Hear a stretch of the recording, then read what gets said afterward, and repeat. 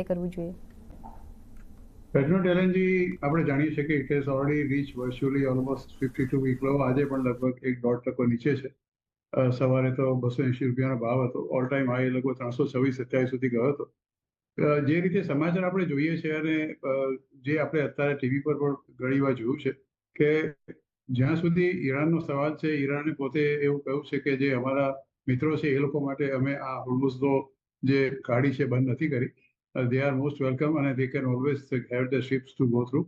અને સાથે સાથે ઓફકોર્સ ચોક્કસ ભય તો લાગે જ બધાને, કારણ કે પણ સાંભળ્યું છે કે જે કંઈ જાતની અન્ડરસ્ટેન્ડિંગ વિગતો તો બધી સરકાર જાહેર ના કરે, પણ કંઈક કારણ કે આઈ થિંક પ્રધાનમંત્રીશ્રીએ પણ વાત કરી છે કતર સાથે અને યુએઈ સાથે, અને આપણા વિદેશ મંત્રીએ પણ વાત કરી છે. અને મને એવું લાગે છે કે જે 2 શિપ ત્યાંથી નીકળ્યા છે અને એ બંનેને હોર્મુઝની ખાડીમાંથી પસાર થવામાં આવ્યા છે, એ શો કરે છે કે કોઈ જાતની અન્ડરસ્ટેન્ડિંગ ઈરાન સાથે રીચ ચોક્કસ થઈ ચૂકી છે.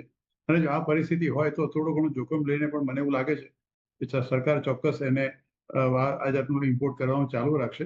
એટલે અત્યારે જે ભાવ ઘટ્યો છે એ લગભગ એના 52 વીક લોની નજીક જ છે. એટલે તમારે જો આ શેર લેવો હોય અત્યારે ભાવ વિથ સ્ટોપ જે 52 વીક લો છે 265 રૂપિયા, તો 265 રૂપિયાના સ્ટોપ લો સાથે તમે આ ખરીદી કરી શકો છો.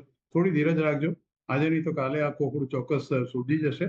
અને એ વખતે ફરીવાર તમને કદાચ એનો જે 52 વીક હાઈ છે 326 રૂપિયા એ પણ જોવા મળશે, અને લાઈફ ટાઈમ હાઈ તો 385 ની આસપાસ છે. એટલે this is a very good time to enter this particular share with stop loss 52 week low છે 265.